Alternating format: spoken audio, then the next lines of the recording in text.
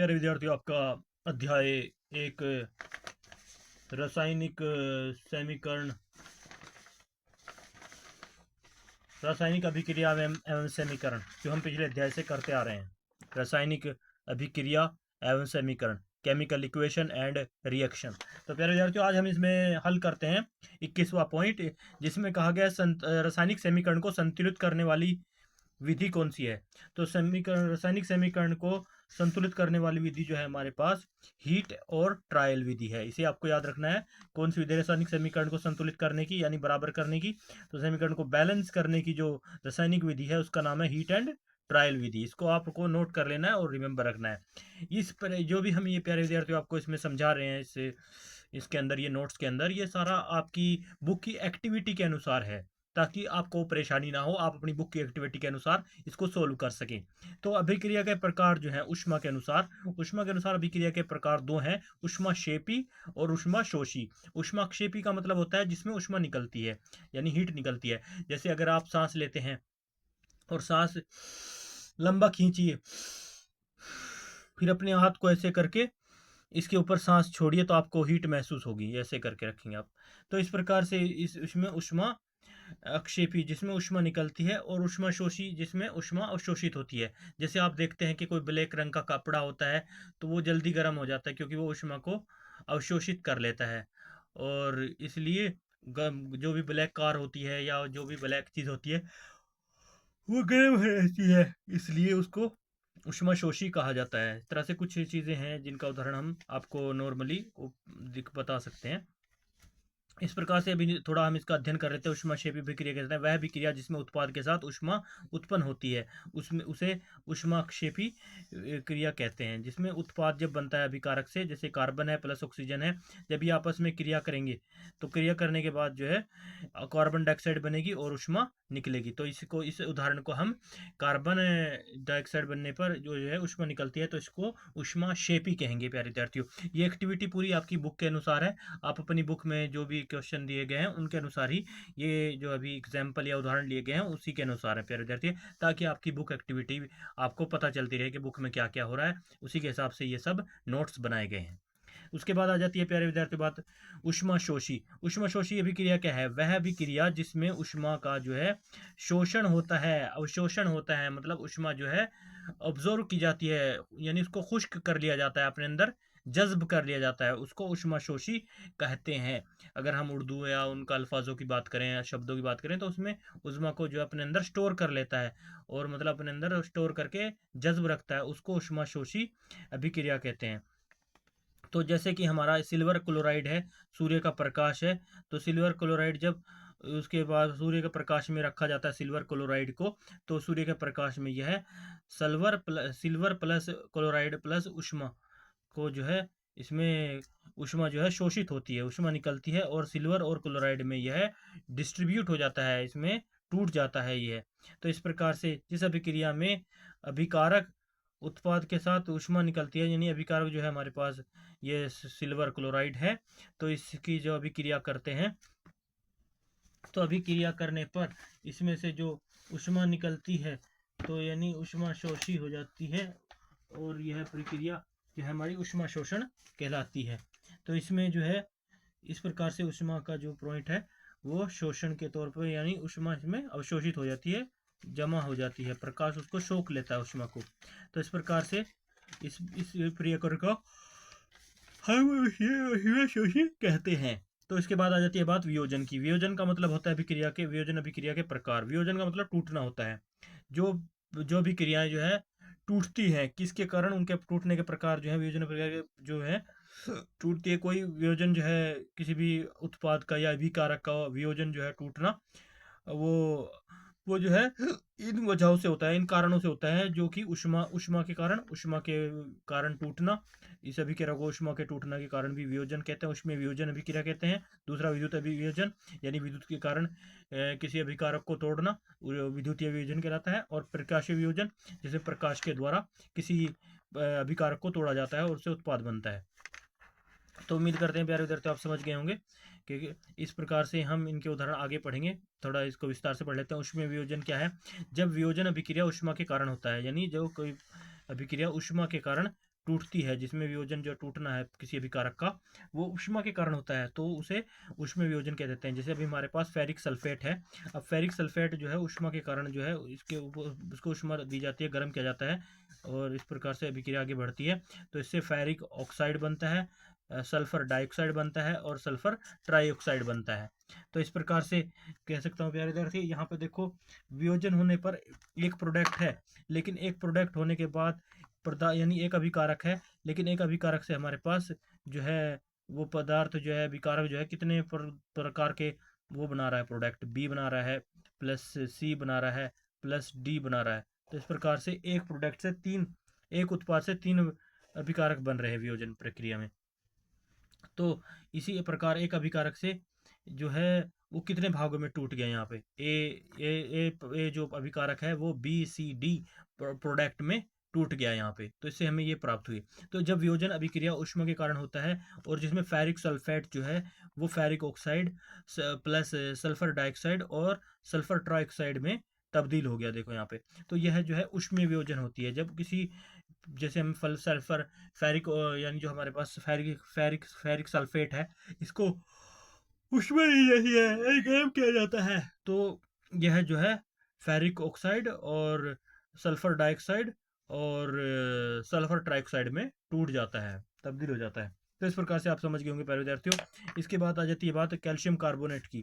तो calcium carbonate को भी जब ऊष्मा दी जाती है तो इससे कैल्शियम ऑक्साइड बनता है और कार्बन डाइऑक्साइड रिलीज होती है, कार्बन डाइऑक्साइड इसमें निकलती है।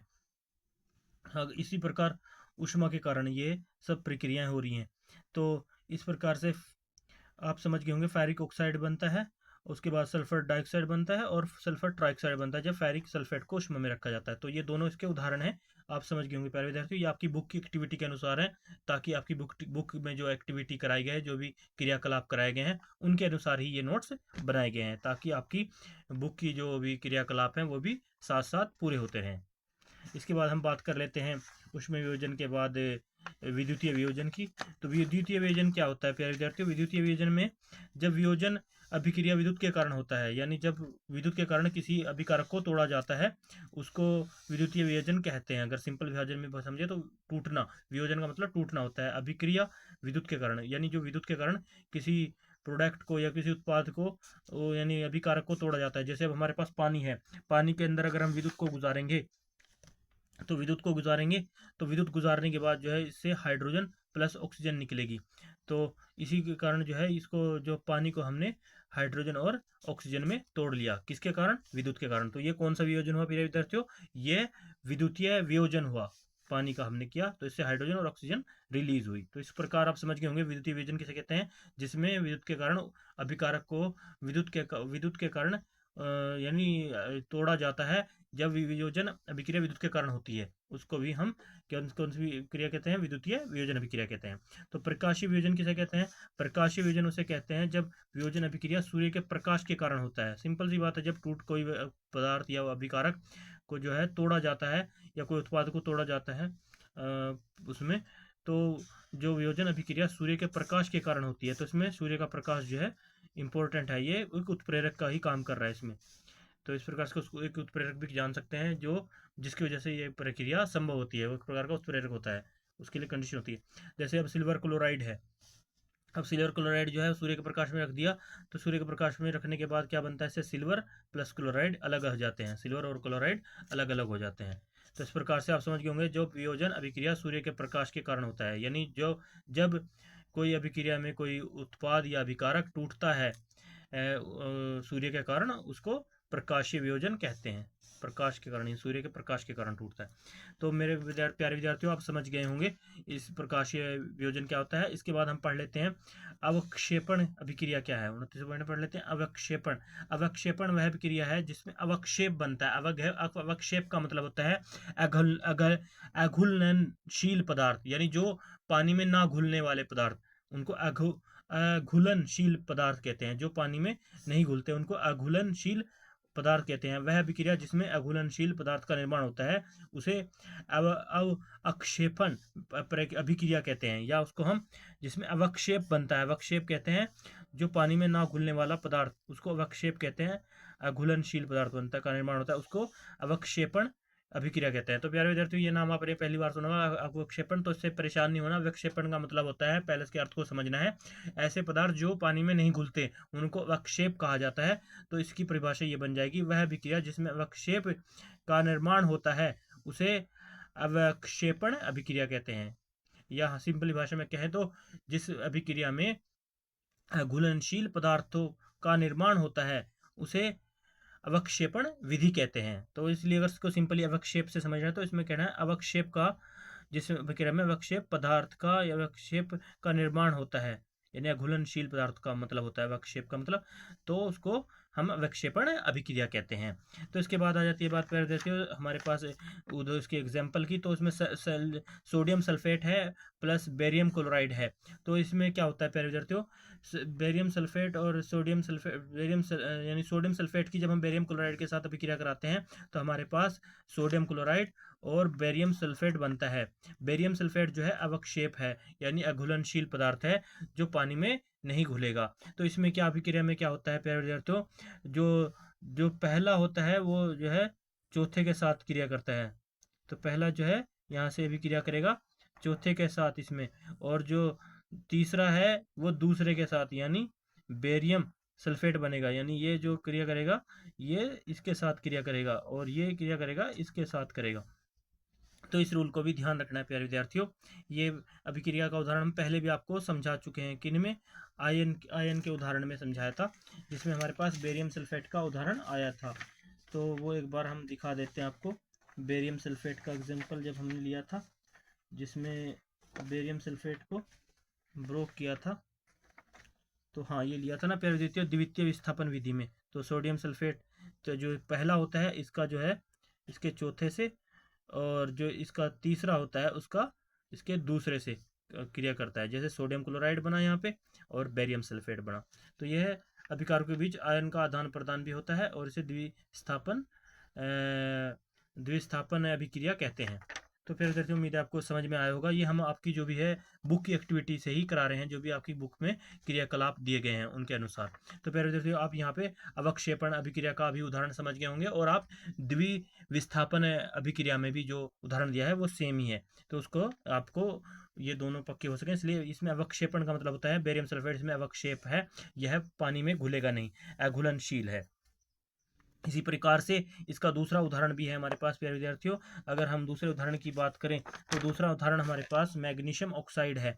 मैग्नीशियम, अगर हम 2Mg प्लस ऑक्सीजन की 2 की अभिक्रिया कराते हैं, किसमें, ये जो ये अभिक्रिया जिसमें, तो इसकी अभिक्रिया होने के बाद भी हमारे पास जो मैग्नीशियम ऑक्साइड होता है, पाउडर होता है, वह प्राप्त होता है। तो यह मैग्नीशियम ऑक्साइड जो प्राप्त हुआ, यह भी हमारे पास अघुलनशील पदार्थ है, यह भी पानी में नहीं घुलता। तो इसके बाद बात आ जाती है प्यारे विद्यार्थियों, इसके बाद दूसरा पॉइंट आ जाता है जिंक और सल्फ्यूरिक अम्ल के बारे में। तो जिंक और सल्फ्यूरिक अम्ल के बारे में पढ़ते हैं। जिंक और सल्फ्यूरिक अम्ल का यह H2SO4 सल्फ्यूरिक अम्ल का सूत्र होता है। अगर जिंक एक धातु है, उसके साथ सल्फ्यूरिक अम्ल अगर अभिक्रिया करता है तो क्या बनता है, तो अगर जिंक के साथ सल्फ्यूरिक अम्ल अभिक्रिया करेगा तो हमारे पास जिंक सल्फेट बनेगा और हाइड्रोजन रिलीज होगी, हाइड्रोजन निकलेगी इसमें।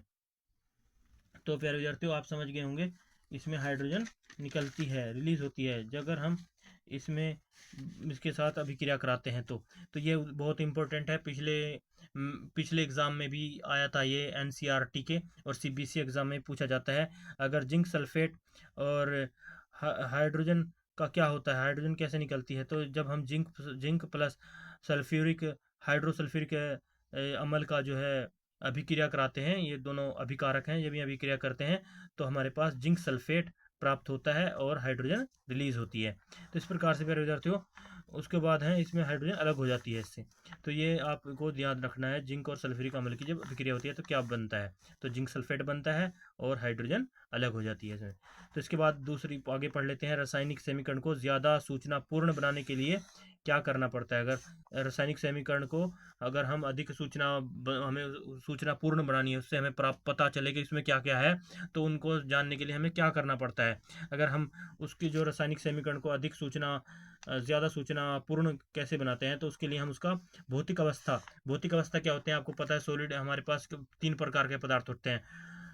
सॉलिड यानी ठोस, द्रव गैस यानी सॉलिड लिक्विड गैस। तो ठोस को, अगर पदार्थ ठोस है तो हम उसे एस से डिनोट करते हैं, अगर द्रव है तो उसे लिक्विड से डिनोट करते हैं, यानी डी से यानी एल से दर्शाते हैं, और अगर गैस है तो उसे जी से दर्शाते हैं। तो इस प्रकार से रासायनिक समीकरण को ज़्यादा सूचनापूर्ण बनाते हैं, एक इस एग्जाम्पल से यानी भौतिक अवस्था से। उसके बाद है जलीय विलयन से। जलीय विलयन क्या है? जलीय विलयन एक्यू यानी एक्वस, जो भी हमारे पास जलीय विलयन होता है उसे हम एक्यू से दर्शाते हैं। उसी प्रकार जैसे अभी यहाँ पे कार्बन कार्बन जो है सॉलिड है और ऑक्सीजन जो है गैस है, तो इसमें कार्बन को एस ले लिया और ऑक्सीजन को जी ले लिया, तो दर्शाने के लिए हमारे पास कार्बन डाइऑक्साइड गैस बना, तो इसलिए जी से दर्शा दिया। तो इस प्रकार से यह है ज़्यादा सूचना प्राप्त हो रही है कि भाई कहाँ पर गैस है, कहाँ पे सॉलिड है, कहाँ पे लिक्विड है, ये चीज़ की हमें जानकारी मिल रही है। उस प्रकार से हम रासायनिक समीकरण को ज़्यादा सूचनापूर्ण बनाते हैं। इस तरह से ये बन रही है, यहाँ पे सूचना मिल रही है हमें। तो अभिक्रिया होने की स्थिति में, अब अभिक्रिया होने की स्थिति में क्या है? जब सूर्य का प्रकाश है, क्या है, एक तरह का ये सूर्य का प्रकाश यहाँ पे उत्प्रेरक का काम कर रहा है, तो यहाँ पे सूर्य का प्रकाश की वजह से हो रही है। तो ये हम सब चीज़ें बताते हैं कि भाई ये अभिक्रिया जो है सूर्य का प्रकाश के कारण हो रही है। तो इस प्रकार से इसमें कुछ दर्शाया जाता है, और कुछ में बताया जाता है ऊष्मा के कारण हो रही है। तो उसमें जो ये एरो होती है, ये तीर का निशान होता है जिससे अभिक्रिया चालू होकर आगे बढ़ रही होती है, तो उसके ऊपर लिख दिया जाता है ये ऊष्मा के कारण हो रही है, ये विद्युत के कारण हो रही है, तो विद्युत का ऊपर लिख दिया जाता है एरो के ऊपर। इसी प्रकार तापमान को लिख दिया जाता है, टेम्परेचर के कारण हो रही है। इसी प्रकार दाब को लिख दिया जाता है, यानी प्रेशर के कारण हो रही है अभिक्रिया। इसी प्रकार उत्प्रेरक उत्प्रेरक के कारण हो रही है। तो उत्प्रेरक प्यारे विद्यार्थियों क्या होता है? जैसे कि हम जो है ना दूध से दही बनाते हैं, तो दूध से दही अगर हम डायरेक्ट ठंडे में दूध में दही डालेंगे तो नहीं बनेगा, पहले हम दूध को उबालेंगे, उसके बाद उसे कुछ देर ठंडा रखेंगे, हल्का ठंडा होने के बाद उसके अंदर जो है छाछ या मट्ठा डालेंगे, तो वह जो है दही में कन्वर्ट हो जाएगा उत्प्रेरक। तो इस प्रकार से जो उसकी स्थिति होती है यानी हल्का गुनगुना दूध, उसी प्रकार का वो गुनगुना दूध जो है एक उत्प्रेरक का काम करता है, अभिक्रिया को कराने में एक मेन भूमिका निभाता है। इस स्थिति को हम उत्प्रेरक कहते हैं। तो इस प्रकार प्यारे विद्यार्थी आप समझ गए हैं उत्प्रेरक क्या होता है। बिना बुझा हुआ चूना, इसको कैल्शियम ऑक्साइड कहते हैं, बिना बुझे चूने को। अब इसे पानी में डाल देते हैं तो ये क्या बन जाता है प्यारे विद्यार्थियों? ये बुझा हुआ चूना बन जाता है। बुझा हुआ चूना कैसे बन जाता है? इसे कैल्शियम हाइड्रोक्साइड कहते हैं बुझे हुए चूने को। तो बिना बुझे हुए चूने का हमारे उदाहरण जो है एक पाउडर होता है। जैसे हमारे घरों में कोई भी मजदूर है या हम उससे काम कराते हैं तो पुट्टी लाते हैं, उससे पहले वो जो भी पुट्टी आती है उसे कैल्शियम ऑक्साइड कहते हैं, वो एक पाउडर होता है। तो उसे कैल्शियम ऑक्साइड कहते हैं, पुट्टी होती है एक प्रकार की, उसे कैल्शियम ऑक्साइड कहते हैं, चूना कहते हैं, बिना बुझा हुआ चूना। अब बुझा हुआ चूना अब किसे कहते हैं? बिना बुझा हुआ चूना जब इसी जो ये पुट्टी वगैरह लेके आते हैं वो वाइट कलर का पाउडर, उस पाउडर में पानी मिला दिया जाता है, इसे कैल्शियम ऑक्साइड में बिना बुझा हुआ चूने को बुझा हुआ चूने में कैसे कन्वर्ट करते हैं, तो ये बुझा हुआ चूना कैसे उसमें बदलते हैं बुझे हुए चूने में। तो उसके प्यारे विद्यार्थियों, इसके लिए उसमें जो हमारे पास जो भी मार्केट में वो पुट्टी वगैरह मिलती है वाइट कलर का पाउडर, जब हम सफ़ेद वफेदी कराते हैं तो जो मजदूर होते हैं उसका कट्टा जो है पानी में डुबो देते हैं और उसे अच्छे से घोल देते हैं। तो पानी में घोलने के बाद क्या बन जाता है उसका? पानी में घुलने के बाद उसका बन जाता है कैल्शियम हाइड्रोक्साइड। कैल्शियम हाइड्रोक्साइड क्या होता है? यह बुझा हुआ चूना होता है और उसमें ऊष्मा निकलती है। इसमें ऊष्मा निकलती है, अगर आप जब हाथ लगा के देखोगे उस पानी के अंदर तो वो गर्म सा फील होगा आपको, और ऊष्मा उसमें से बाहर निकल जाती है। तो इस प्रकार से जो ये प्रक्रिया है इसको क्या कहते हैं हम? इसे बिना बुझा हुआ चूना जो है बुझे हुए चूने में तब्दील हो जाता है। जब कैल्शियम ऑक्साइड प्लस पानी की में डाला जाता है उस पाउडर को, तो उसके साथ जो अभिक्रिया करके हमारे पास कैल्शियम हाइड्रोक्साइड बन जाता है, जो चूना प्राप्त होता है उसे बुझा हुआ चूना कहते हैं और उसमें ऊष्मा निकलती है प्यारे विद्यार्थियों। इसके बाद सफ़ेदी। सफ़ेदी का मतलब होता है एक तरह की चमक, कि हमारे घरों में जो हम ये पुट्टी कराते हैं ये चमक कैसे आ जाती है, तो उसकी कारण क्या होता है? उसका कारण यह है प्यारे विद्यार्थियों कि जब हम कैल्शियम ऑक्साइड है, जब इसको पानी में डालते हैं तो यानी कैल्शियम ऑक्साइड जो हमारे पास वो पुट्टी या लेके आते हैं ना मार्केट से, चूने का पाउडर ये जो भी है वो लेके आते हैं, उसको जब पानी में डाल दिया जाता है तो कैल्शियम हाइड्रोक्साइड बनता है, और कैल्शियम हाइड्रोक्साइड से ऊष्मा बाहर निकल जाती है, और कैल्शियम हाइड्रोक्साइड को फिर हम क्या करते हैं? दीवार पर अप्लाई करते हैं। अब दीवार पे कल अप्लाई करते हैं तो क्या होता है, हमारे आसपास कार्बन डाइऑक्साइड है। कार्बन डाइऑक्साइड कहाँ से आ रही है प्यारे विद्यार्थियों? कार्बन डाइऑक्साइड जितने भी वाहन चल रहे हैं या हम सांस लेते हैं तो हम ऑक्सीजन ग्रहण करते हैं और कार्बन डाइऑक्साइड बाहर छोड़ते हैं। तो वही कार्बन डाइऑक्साइड का ये क्या करता है, कैल्शियम हाइड्रोक्साइड बिना बुझा हुआ चूना, ये अपने आसपास की कार्बन डाइऑक्साइड के साथ क्या करता है, क्रिया करता है। और कार्बन डाइऑक्साइड क्रिया करने के बाद क्या बनाता है, calcium carbonate. Calcium carbonate calcium carbonate प्यारे विद्यार्थियों, अगर आपसे कहीं भी पूछा जाए कि अंडे का छिलका क्या है, वो भी कैल्शियम कार्बोनेट है। एक चोक क्या है, वो भी कैल्शियम कार्बोनेट है। तो इस प्रकार से इनके सबके जो रासायनिक उदाहरण हैं वो कैल्शियम कार्बोनेट का ही आप एग्जाम्पल दे सकते हैं। तो इस प्रकार से अगर आप पूछे बुझा हुआ चूना, बिना बुझा हुआ चूना, तो उसके अलग अलग हैं। बिना बुझा हुए चूने का आपके पास रासायनिक सूत्र है कैल्शियम ऑक्साइड। उसके बाद बुझे हुए चूने का आपके पास रासायनिक सूत्र है कैल्शियम हाइड्रोक्साइड। तो इस प्रकार से आपको प्यारे विद्यार्थियों याद रखना है। तो अब ये क्या होता है प्यारे विद्यार्थियों, जब हम चूने को दीवार पर अप्लाई कर देते हैं तो 2 या 3 दिन के बाद उस पर चमक आ जाती है। चमक कैसे आ जाती है प्यारे विद्यार्थियों, ये कैल्शियम हाइड्रोक्साइड कार्बन डाइऑक्साइड के साथ जब अपने आसपास जो कार्बन डाइऑक्साइड होती है, यानी हमारे जो हम कुल वातावरण में हम ही छोड़ते हैं कार्बन डाइऑक्साइड, पशु पक्षी सब छोड़ते हैं, जितने वाहन चल रहे हैं वो कार्बन डाइऑक्साइड छोड़ रहे हैं। तो वो सारी कार्बन डाइऑक्साइड हमारे आसपास वातावरण में बिखरी रहती है। और वही कार्बन डाइऑक्साइड को ये क्या करता है, कैल्शियम हाइड्रोक्साइड बुझा हुआ चूना, जब हम इसे दीवार पर अप्लाई कर देते हैं तो उसके साथ अभिक्रिया कर कर 2 या 3 दिन में हमारे पास कैल्शियम कार्बोनेट एक उत्पाद बना देता है और पानी बाहर निकाल देता है, यानी पानी सूख जाता है, इसमें ऑब्जॉर्व हो जाता है, पानी सूख जाता है। तो पानी सूखने के बाद जो कैल्शियम कार्बोनेट बचता है उससे हमारी दीवारों पर चमक आ जाती है, जिसे हम लोकल भाषा में सफ़ेदी कहते हैं। भाई अच्छी सफ़ेदी आ रहा, बहुत ब्राइटनेस आ रही है। तो इस प्रकार से प्यारे विद्यार्थियों ये प्रक्रिया होती है जो हम नेचुरली आमतौर पर अपने घरों में देखते हैं जब हम रंग कराते हैं, सफ़ेदी कराते हैं घरों में। तो जल के वाष्पीकरण होने के बाद, इसमें लिखा भी है इसने, जल के वाष्पीकरण होने के बाद यानी जल का जो है वाष्पन होने के बाद जब इसे यह वाष्पीकरण करके हवा में उड़ जाता है, हवा में अवशोषित हो जाता है, तो उसके बाद कैल्शियम कार्बोनेट के कारण दीवारों पर चमक आ जाती है 2 या 3 दिन में। तो इसी वजह से हमारी दीवारें चमकने लग जाती हैं प्यारे विद्यार्थियों, जिसे हम अच्छी सफ़ेदी लगती है हमें, वो सफ़ेद हो गई अच्छे से। तो इस प्रकार से आप समझ गए होंगे कि अब बात आ जाती है ये सफ़ेदी, ये मार्बल का अंडा और ये अंडे का छिलका, ये चौक जिसे हम ब्लैक बोर्ड पे लिखते हैं, ये चूना पत्थर, ये सब क्या है, calcium carbonate, calcium carbonate, calcium carbonate. प्यारे विद्यार्थी मैं इसलिए बार बार बोल रहा हूँ, परीक्षा की दृष्टि से ये बहुत इंपॉर्टेंट है। कई बार क्वेश्चन आ जाता है कि मार्बल का रासायनिक सूत्र लिखिए, अंडे का छिलके का रासायनिक सूत्र लिखिए, चौक का रासायनिक सूत्र लिखिए, चूने का पत्थर का रासायनिक सूत्र लिखिए, चूना पत्थर का रासायनिक सूत्र लिखिए। तो इन सबको हम कैल्शियम कार्बोनेट कहते हैं, कैल्शियम कार्बोनेट कहते हैं। और कैल्शियम कार्बोनेट का जो हमारे पास रासायनिक फॉर्मूला है CaSCO3, इसमें कैल्शियम का Ca और CO3 कार्बोनेट, इसमें इस प्रकार से इसका फॉर्मूला है। प्यारे विद्यार्थी उम्मीद करता हूँ आपको समझ में आ गया होगा। इसके बाद बढ़ते हैं हम अगले पॉइंट की तरफ नोट्स के। कोयले का दहन, कोयले का दहन, कोयले का दहन, कोयले का दहन क्या है प्यारे विद्यार्थियों, कोयले का जलना, कोयले का जलना। जब कोयला जलता है या कोई भी लकड़ी जलती है तो उससे क्या प्रोड्यूस होता है, वो एक कार्बन कार्बन पैदा करती है। और किसके संपर्क से जलती है, ऑक्सीजन के संपर्क से जलती है। जब कार्बन प्लस ऑक्सीजन प्रक्रिया करते हैं कोयले के दहन से हमारे पास कार्बन डाइऑक्साइड निकलती है। ये एक रासायनिक प्रक्रिया है, रासायनिक अभिक्रिया है, इससे हमें कार्बन डाइऑक्साइड प्राप्त होती है। तो कोयले का दहन क्या है, कार्बन प्लस ऑक्सीजन की अभिक्रिया, कार्बन प्लस ऑक्सीजन की अभिक्रिया।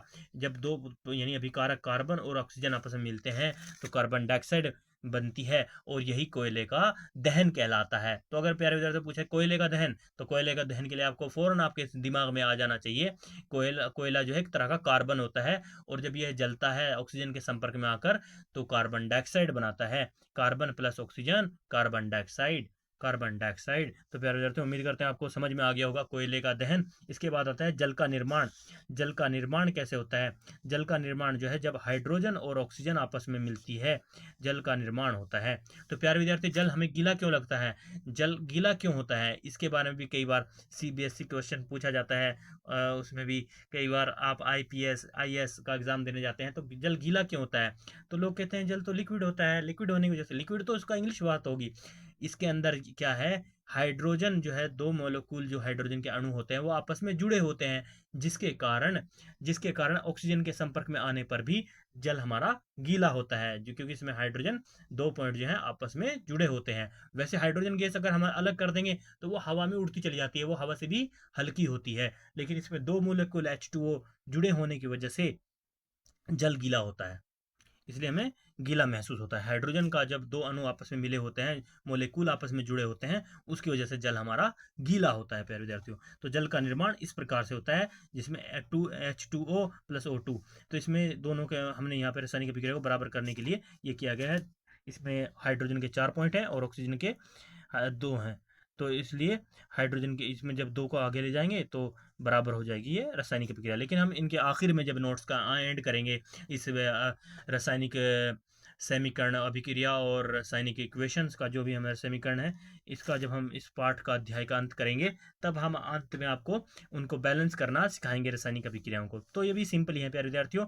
इसमें देखो हाइड्रोजन के दो अणु हैं, ऑक्सीजन के भी दो हैं, तो दो दो का सबसे पहले गुणा के हिसाब से दो आगे लिख लिए, और H2O का जो पॉइंट दे रखा है इसका H2A इसके यहाँ पे रख दिए दो। तो इस प्रकार से आप समझ गए होंगे प्यारे विद्यार्थियों कि जल का निर्माण क्या है। जल का निर्माण अगर पूछे तो लिख देना है H2O H2 plus O, hydrogen और ऑक्सीजन की अभिक्रिया वाला ये लिख देना है। इसमें दो अभिकारक हैं, हाइड्रोजन और ऑक्सीजन। हाइड्रोजन और ऑक्सीजन जब अभिक्रिया करेंगे तो हमारे पास 2H2O यानी हमारे पास पानी प्राप्त होगा। और पानी गीला क्यों होता है, अगर कहीं कोई पूछ ले नॉर्मली क्वेश्चन, वैसे ये नहीं आता हमारे किताबों में, लेकिन जब आप जो एग्ज़ाम के लिए जाते हैं IPS और बड़े बड़े एग्जाम में, वहाँ पे पूछा जाता है कि पानी गीला क्यों होता है, गीला क्यों होता है पानी। तो गीला होने की वजह से क्या कारण यह है, इसके अंदर हाइड्रोजन के दो मोलेक्यूल यानी हाइड्रोजन के दो अणु आपस में जुड़े होते हैं। उनके जुड़े होने के कारण पानी जो है हमें लिक्विड फाउंड में मिलता है। अगर हम इसके अणु अलग कर देंगे तो गैस बचेगी हाइड्रोजन, और वो हवा से भी हल्की होती है और वो उड़ती रहेगी हवा में। तो इस प्रकार से प्यारे विद्यार्थियों आप समझ गए होंगे जल का निर्माण क्या है। H2O प्लस ऑक्सीजन की अभिक्रिया करके हमें पास जल प्राप्त हो रहा है, ये आपको याद रखना है जल का निर्माण पूछे। उसके बाद आ जाता है प्राकृतिक गैस का दहन। प्राकृतिक गैस का दहन क्या है, जो हमारे घरों में ये गैस यूज होती है, जैसे हम जिस पे गैस पे रोटी पकाते हैं, खाना पकाते हैं, ये प्राकृतिक गैस है। अब गोबर गैस भी एक प्रकार की प्राकृतिक गैस ही होती है, जिससे हमारे घरों में खाना बनता है। तो इसको हम मीथेन बोलते हैं, मीथेन। मीथेन इसको क्या, कौन सी गैस बोलते हैं, प्राकृतिक गैस को मीथेन गैस बोलते हैं। मीथेन गैस का फॉर्मूला क्या होता है, CH4। CH4 इसमें एक कार्बन होता है और हाइड्रोजन के 4 अणु होते हैं, तो इसको CH4 कहते हैं। जब यह ऑक्सीजन के साथ संपर्क करती है, हमारे घरों में खाना बनाने के लिए क्या होता है, इसको जलाने के लिए ऑक्सीजन चाहिए, हम हीट देते हैं, हम आग देते हैं, इसके अंदर ऑक्सीजन इसकी हेल्प करते हैं जलाने में। तो CH4 जब अभिक्रिया करेगी घर में हमारे खाना बनाने में, तो इससे हमारे घर में क्या बनता है, कार्बन डाइऑक्साइड और हाइड्रोजन यानी H2O, पानी बनता है, और पानी जो है वाष्पीकरण करके उड़ जाता है, तो कार्बन डाइऑक्साइड बनती है। कार्बन डाइऑक्साइड भी वातावरण में चली जाती है। तो इस प्राकृतिक गैस का दहन जब होता है, जब हमारे घरों में खाना बनता है, तो उससे कार्बन डाइऑक्साइड और पानी बनता है, और पानी का वाष्पीकरण हो जाता है, वो हवा में ही अवशोषित हो जाता है, इसलिए हमें दिखाई नहीं देता। इसलिए अगर प्राकृतिक गैस का दहन के बारे में पूछे तो आपको उदाहरण देना है मीथेन प्लस ऑक्सीजन। मीथेन के यहाँ पे CH4 4 पॉइंट दे रखे हैं, और ऑक्सीजन के 2 दे रखे हैं, मतलब दो अणु, दो से ऑलरेडी ऑक्सीजन का फॉर्मूला ही होता है, और दो इसमें एक्स्ट्रा अणु हैं, तो दो के इसका गुणा करने के लिए, इसको बराबर करने के लिए हमने इस इक्वेशन को लिख दिया। CO2 कार्बन डाइऑक्साइड, क्योंकि ऑक्सीजन के दो इसमें कार्बन में जुड़ जाएंगे, और एक H2O, H के 4 हैं तो 2H2, इसलिए 4 अणु हो गए। और ऑक्सीजन के भी हमारे पास कितने हो गए, ऑक्सीजन भी हमारे पास 4 है, तो 2 ऑक्सीजन के यहाँ पे आ गए, 2 ऑक्सीजन के यहाँ आ गए, तो इस प्रकार से यह अभिक्रिया भी हमारी बराबर हो गई। तो अगर पूछे प्राकृतिक गैस का दहन, तो प्राकृतिक गैस के दहन में आपको उदाहरण के तौर पे लिखना है मीथेन प्लस ऑक्सीजन, और इस अभिक्रिया को बराबर करने के लिए आपको कार्बन डाइऑक्साइड और पानी बनाना है। तो इनके जो भी इसमें ये दे रखे हैं द्रव्यमान, इनको आपको मैनेज करना होगा, संतुलित करना होगा प्यारे विद्यार्थियों। तो इस प्रकार से संतुलित कर लिया, तो मीथेन प्लस ऑक्सीजन की जब अभिक्रिया होगी तो उससे हमारे पास कार्बन डाइऑक्साइड और पानी निकलेगा। कार्बन डाइऑक्साइड वातावरण में चली जाती है, और पानी जो है वाष्पीकरण होकर उड़ जाता है, जो हमें दिखाई नहीं देता, और हमारा खाना वाना आराम से बन जाता है घर पे जो हम बनाते हैं। तो इस प्रकार से प्राकृतिक गैस का दहन जो हमारे घरों में भी यूज़ होती है, हमने उसका उदाहरण दिया। तो कहीं पर भी आग लगती है, वो एक प्रकार का आग लगना मीथेन गैस के कारण ही होता है, और इसलिए ये एक प्राकृतिक गैस का दहन का उदाहरण है। तो इसलिए हम CH4 याद रखेंगे, methane, CH4 methane plus oxygen, carbon dioxide plus हमारे पास पानी बनेगा, और पानी जो है वाष्पीकरण होकर उड़ जाएगा। श्वसन की श्वसन को ऊष्माक्षेपी अभिक्रिया क्यों कहते हैं? अब श्वसन जो हमारा सांस लेने की क्रिया है, इसको अक्षेपी क्यों कहते हैं? इसमें ऊष्मा निकलती है। अब देखो प्यारे विद्यार्थियों, आप सांस तेजी से ले और आप अपना सांस जो है तेजी से लेने के बाद अपने इस हाथ की ओर जहाँ पे छोड़ दें, तो आपको ऊष्मा महसूस होगी, आपको सांस की गर्मी महसूस होगी। तो इसलिए आपको पता लगता है कि ऊष्मा निकलती है जब हम सांस छोड़ते हैं, हमारे जिस्म से ऊष्मा निकलती है बाहर की ओर, गर्मी निकलती है, गर्मी को ही ऊष्मा कहते हैं। तो ऊष्मा ऊष्माक्षेपी इसलिए कहते हैं। तो इसका उदाहरण हम बताते हैं कि किस वजह से ऊष्माक्षेपी हमारे शरीर में ऊष्मा कैसे निकलती है, क्यों होती बनती है ऊष्मा। तो जैसे हम चावल, ब्रेड, आलू आदि में कार्बोहाइड्रेट पाया जाता है। क्या पाया जाता है इनमें? कार्बोहाइड्रेट पाया जाता है। कार्बोहाइड्रेट्स हमारे शरीर के लिए बहुत ज़रूरी है प्यारे विद्यार्थियों, आपने पुरानी कक्षा में, पिछली कक्षा में भी पढ़ा होगा। तो यह कार्बोहाइड्रेट हम टूट कर ग्लूकोज का निर्माण करता है। यही कार्बोहाइड्रेट क्या करता है? टूटकर हमारे शरीर में टूटता है ये, और टूटकर क्या निर्माण करता है? ग्लूकोज का निर्माण करता है। जब ग्लूकोज ऑक्सीजन से मिलता है, अब हम सांस लेते हैं और ये हमारे शरीर में है ऑलरेडी कार्बोहाइड्रेट्स, और कार्बोहाइड्रेट्स हमारे शरीर में टूट जाता है, टूट कर क्या बनाता है? ग्लूकोज बनाता है। और ग्लूकोज जब ऑक्सीजन के संपर्क में आती है तो ऊर्जा उत्पन्न होती है, ऊर्जा यानी ऊष्मा उत्पन्न होती है, गर्मी उत्पन्न होती है। तो जिसका हमारे पास फॉर्मूला है C6H12O6, यानी 6 कार्बन के अणु, 12 हाइड्रोजन के और 6 ऑक्सीजन के।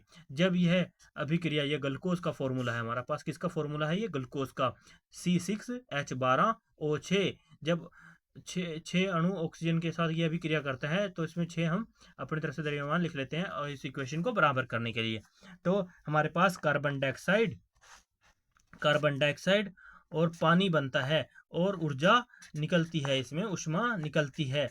इसे ऊर्जा कहते, कह लो चाहे ऊष्मा कह लो, तो ऊर्जा रिलीज होती है, ऊष्मा निकलती है। तो इसलिए यह ऊष्माक्षेपी अभिक्रिया है। तो आप समझ गए होंगे प्यारे विद्यार्थियों। बस हमें इसमें यही बताना है, कारण बताना है कि जब हम चावल, ब्रेड, आलू आदि में कार्बोहाइड्रेट पाया जाता है, और क्या करते हैं हम, ये हमारे खाने की चीज़ें हैं, हम इन्हें खाते हैं, तो हमारे शरीर में यह कार्बोहाइड्रेट टूटकर ग्लूकोज का निर्माण करता है, और यह ग्लूकोज जब ऑक्सीजन से मिलता है तो ऊष्मा उत्पन्न होती है, ऊर्जा उत्पन्न होती है, जो इसका हमने रासायनिक फॉर्मूला भी बताया, C6H12O6। जब इसमें हम ऑक्सीजन के 6 द्रव्यमान के अणु, इसमें ऑक्सीजन O2 है, पर हम इसमें 6 इसके अणु ले लेंगे एक्स्ट्रा, इसको बराबर करने के लिए अभिक्रिया को, ताकि दोनों तरफ की अभिक्रिया जो है संतुलित हो जाए। तो इसमें 6 कार्बन डाइऑक्साइड, द्रव्यमान का 6 रख दिया, कार्बन डाइऑक्साइड प्लस 6 H2O पानी, कार्बन डाइऑक्साइड और पानी बना, और ऊर्जा बाहर निकली। तो इस प्रकार से श्वसन अभिक्रिया हमारी जो है वह ऊष्माक्षेपी है, उसमें ऊष्मा निकलती है। तो पता चल गया प्यारे विद्यार्थियों कैसे ऊष्माक्षेपी है हमारी यह अभिक्रिया। वो इसलिए कि हम जो चीज़ खाते हैं वह हमारे शरीर में कार्बोहाइड्रेट बनती है। जैसे आलू खा रहे हैं हम, चावल खा रहे हैं, ब्रेड खा रहे हैं, जो भी खाया है, तो वो कार्बोहाइड्रेट बनाता है, और यह कार्बोहाइड्रेट टूटकर ग्लूकोज का निर्माण करता है। ग्लूकोज का फॉर्मूला हमारे पास रासायनिक सूत्र है C6H12O6। जब इसको हम O6 कह सकते हैं, प्लस ऑक्सीजन के साथ की विक्रिया कराते हैं, तो हमारे पास कार्बन डाइऑक्साइड, पानी और प्लस ऊर्जा ये निकलती है। और इनके आपको फॉर्मूले याद रखने हैं प्यारे। कार्बन डाइऑक्साइड का क्या फॉर्मूला है, रासायनिक सूत्र क्या है, और पानी का क्या सूत्र है, और इन अभिक्रिया को द्रव्यमान को बराबर करने के लिए ये आपको रिमेंबर रखना होगा कि हमने इसको संतुलित भी करना है, क्योंकि आपको नियम पता है ना, संरक्षण का नियम।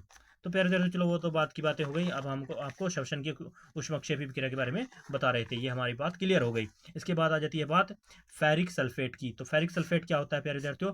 फेरिक सल्फेट किसे कहते हैं? फेरिक सल्फेट के साथ क्या होता है? फेरिक सल्फेट को अगर हम ऊष्मा में छोड़ देंगे तो इसका क्या होता है? फेरिक सल्फेट को जब हम ऊष्मा में छोड़ देते हैं तो फेरिक सल्फेट से हमारे पास ferric ferric trioxide ferric trioxide बनता है, फेरिक डाइऑक्साइड बनता है, और फेरिक सल्फेट बनता है। तो इस प्रकार से प्यारे विद्यार्थियों हमारे पास ये बनता है यहाँ पे, जब हम इसको छोड़ देते हैं। सल्फर ट्राइऑक्साइड बनता है, सल्फर ट्राइऑक्साइड बनता है। और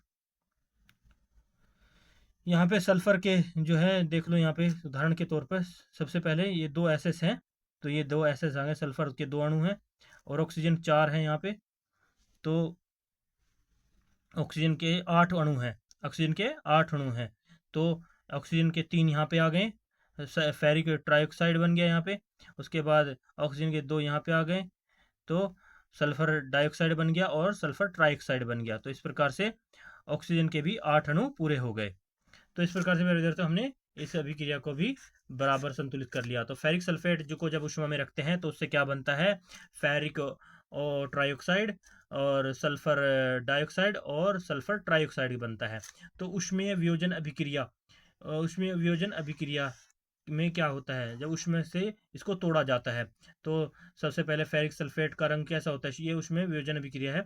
इसमें तोड़ने के बाद सल्फर फेरिक सल्फेट का जो हमारे पास जो असर होता है, ये रंग होता है वो हरा होता है, फेरिक सल्फेट बनेगा वो हरे रंग का बनेगा। लेकिन फेरिक सल्फर डाइऑक्साइड का रंग लाल और भूरा होता है। सल्फर इनका ये गुणधर्म है बताए जा रहे हैं पहले फेरिक सल्फेट का।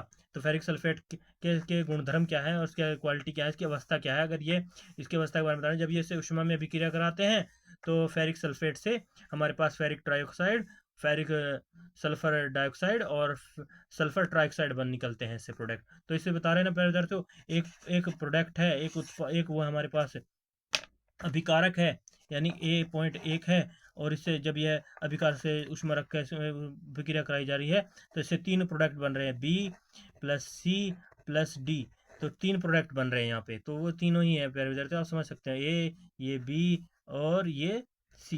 तो इस प्रकार से 3 प्रोडक्ट बन रहे हैं। ये सल्फर गुणधर्म सल्फर सल्फेट को अगर ऊष्मा में रखते हैं तो ये ऊष्मीय वियोजन अभिक्रिया है, यानी इसे सल्फर फेरिक सल्फेट को ऊष्मा के कारण तोड़ा गया है।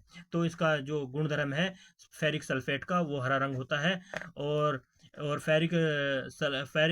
फेरिक सल्फर डाइऑक्साइड का रंग जो है लाल भूरा होता है, और गंध आती है इससे, तो सल्फर के जलने की गंध आती है, इसमें सल्फर जलती है, तो सल्फर की एक अलग सी स्मेल आपको आएगी प्यारे विद्यार्थियों। तो उम्मीद करता हूँ प्यारे विद्यार्थियों ये आप समझ गए होंगे। फेरिक सल्फेट के गुणधर्म कुछ बताए गए हैं, इसके लक्षण क्या होते हैं जब इसको ऊष्मा में रखा जाता है, इसके बारे में बताया गया है। यह ऊष्मीय वियोजन अभिक्रिया है, और यह इसका रंग जो है हरा होता है फेरिक सल्फेट का, और फेरिक डाइऑक्साइड का रंग जो है लाल व भूरा होता है। जब कभी आप पर देखते हैं लोहे पर लाल या भूरे रंग की परत जम जाती है, जब वह संपर्क में आ जाता है जंग के या उनके, तो फेरिक सल्फेट के संपर्क में आता है तो इस तरह से इसका हरा रंग हो जाता है, और फेरिक डाइसल्फेट का जब बात की जाए तो उसका लाल भूरा रंग हो जाता है। तो गंध जो है सल्फर की, जब अगर से जलाते हैं फेरिक सल्फेट को तो इसमें सल्फर जलता है, और सल्फर की बहुत वो सी स्मेल आती है, स्मेल बोलते हैं गंध को, उसकी सुगंध या गंध कह सकते हैं उसका, हमें महसूस होती है हमें सांस लेने पर। तो पहले तो उम्मीद करते हैं आपको ये सब आप समझ गए होंगे जो अभी तक आपको समझाया, और इसको हम नेक्स्ट भाग कुछ बचे हुए नोट्स हैं उन्हें आगे करेंगे पहले अध्याय के। तब तक के लिए बाय बाय।